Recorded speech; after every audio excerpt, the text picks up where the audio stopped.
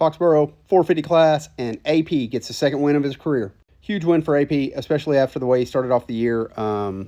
Some terrible results at the beginning of the year, and then I think 4 out of the last 5 podiums with a win now. Popular win also. Most people like AP. He's one of the most popular guys in the pits. As for the racing and the TV coverage, pretty much trash. One of the most boring races I've ever watched with those guys just rolling around. Track was super gnarly.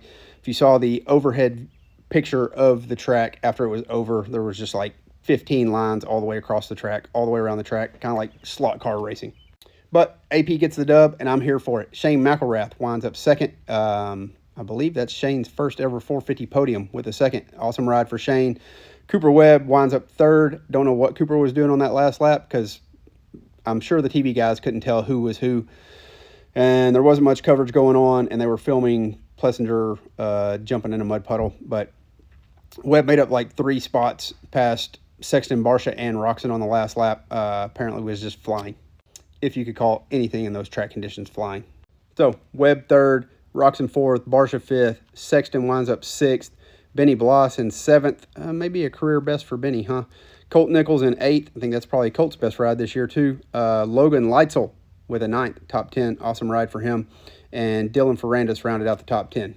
Biggest thing coming out of Foxborough is with that last lap heater, Webb extends his points lead to 15 over Sexton with only 5 rounds left to go. So if he puts any more points into him this weekend, Sexton's title chances are looking kind of bleak. But it is supposed to be another mutter in Philly. Hopefully it's not as bad as Foxborough. I love a good mutter, but I did not like Foxborough. They were just idling around the track, trying to save their bike, trying to make it to the finish line. But if it's muddy again this weekend, Philly, the tables could be turned. You know, Webb could have a bad night. Sexton could go win. So who knows? So Webb up 15 over Sexton. Roxon another 21 back.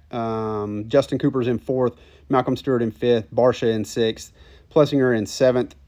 Surprised Plessinger didn't jump up further than that with a win. But Jason Anderson in eighth, who's obviously out for the remainder of the season, right? Justin Hill in ninth, and Shane McElrath rounds out the top 10. So headed to Philly this weekend. Looks like rain all day on Friday and part of the day on Saturday. So could be another mutter.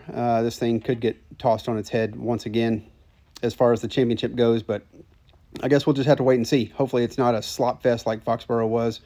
But I bet it's going to be soft and ruddy again.